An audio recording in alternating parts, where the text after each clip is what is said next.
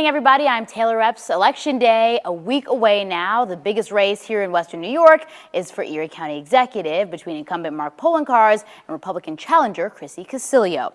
It's hard to make informed decisions when you're only hearing short sound bites, so tonight, 7 News is taking some extra time to let you hear both candidates and what they think about 3 hot-button topics: immigration, the new Bills Stadium, and the blizzard.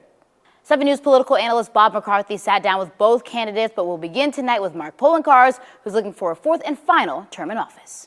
County Executive Mark Poloncarz, seeking a 4th term to lead Erie County. Welcome to Channel 7. Now, the migrant issue has been central to your opponent's message. And so do you bear any responsibility for inviting more than 500 migrants here and the resulting problems of crime and school overcrowding? I mean, the governor had to send the National Guard here even. Well, the governor sent the National Guard everywhere because there were issues in other parts of New York State. I will say that this is a federal problem that requires federal solutions. New York City has received thousands and thousands of asylum seekers from Texas to the point where New York City is having some very significant difficulties in handling them there. They started moving them to other parts of New York State. I said it would be morally repugnant to sign an executive order stating that we are not going to allow individuals to be housed in hotels because of the color of their skin or where they came from, because it is illegal. And it was proven that once again by a judge in the Southern District Federal Court who ruled that the attempts by these counties to do this was illegal under the Civil Rights Act in 1964. We, on an annual basis, bring and take in and assimilate about 2,000 asylum seekers, refugees, immigrants in Erie County. How about the Christmas blizzard? Let's do some Monday morning quarterbacking on this one too.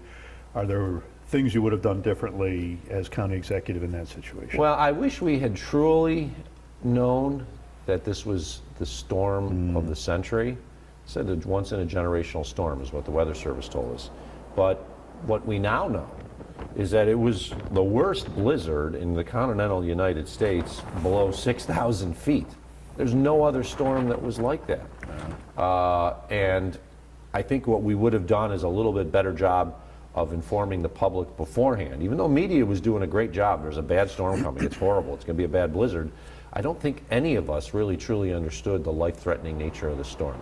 There are people who died who went out on the 2nd and the 3rd day of the storm, who got stuck and we couldn't get to them because of the severity of the situation.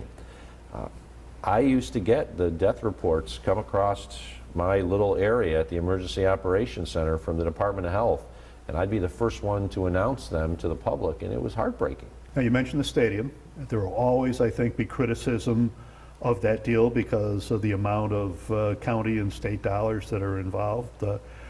But are you satisfied with the agreement that you and the state negotiated with the Bills? I am satisfied. I know you never get everything you want. And there's some people out there who said, well, if you give them any dollar, it would have been a bad deal. Well, we would have lost our football team. Since I negotiated the lease extension with Governor Cuomo in 2012 and 13, 3 NFL teams have moved. The modern NFL is going to the biggest markets where they can make the most money. If we had told the Pagulas, go build it yourself, pound salt, we're not putting any money in, this would have been the last year of the Buffalo Bills.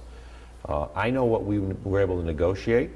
We got a great community benefits agreement for $100 million plus over the 30 years of the lease. The closest community benefits agreement from any other deal is $6 million.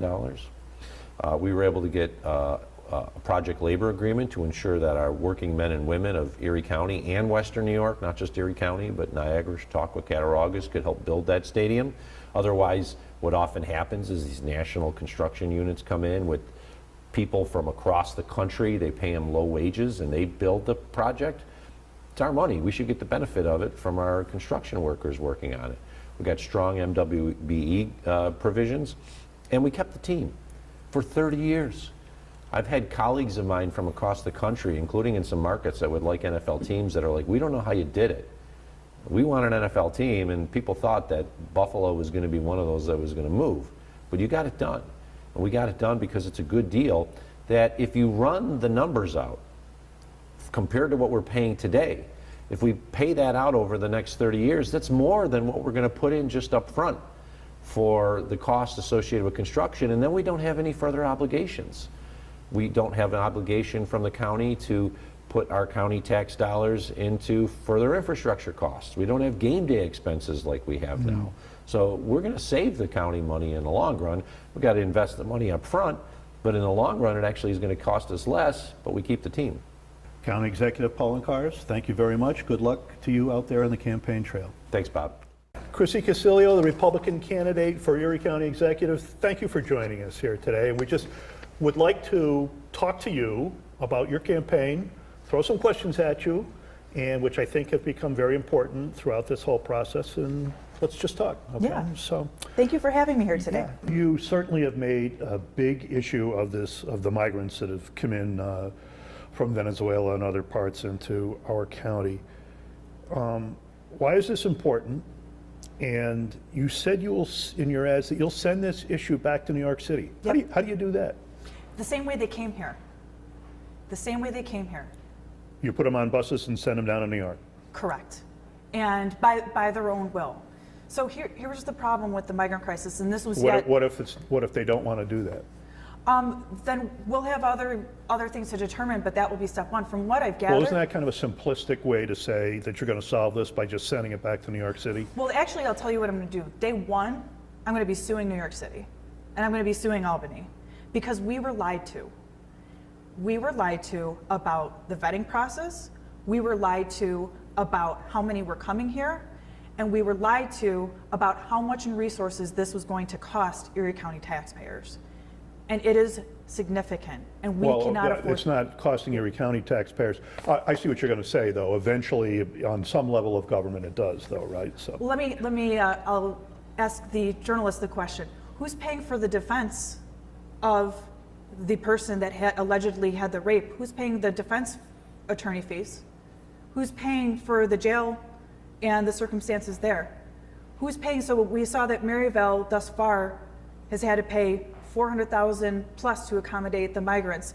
Is there a guarantee that we're going to be getting that money back? But what you're saying is it might be the state or the federal governments that eventually pay for it, right? Well, the interesting thing with that is whether it's federal money, state money, county money, school tax dollars, it's our tax dollars. That is our money. Right. So, of course, no matter where it comes, it is our money. But to say that this isn't going to cost Erie County anything, there has been numerous calls. If you were to talk to the Cheektowaga PD, there are numerous calls that they have to attend to on a daily basis. Who's paying for that? Your ad says that the county executive failed Erie County during the Christmas blizzard. Absolutely. How is that, and what would you have done differently? Well, first of all, he had days to prepare for the storm. He had days to get people in place. He had days to get the communication out, to get the driving bans in place, and that simply didn't happen.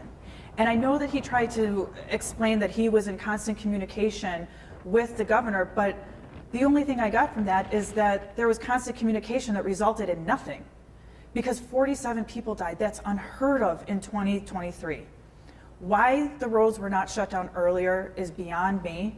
I can tell you that in Clarence, especially on Transit Road, we had numerous people that were traveling from out of state that were stuck. There should have been a lot more clear communication. Just like in a hurricane, there needs to be plans in place where you're not cutting it down to the wire by the last couple of hours. It shouldn't have mattered exactly when, by the hour that storm came. What should have mattered is we knew an historic storm was coming, and we had failed leadership because our county executive chose commerce over the safety of people. He was more worried about ruining people's Christmases than keeping people safe. How do you think he did with the stadium deal? Would you have done anything differently? Obviously, it is the Buffalo Bills are a very important part of our community.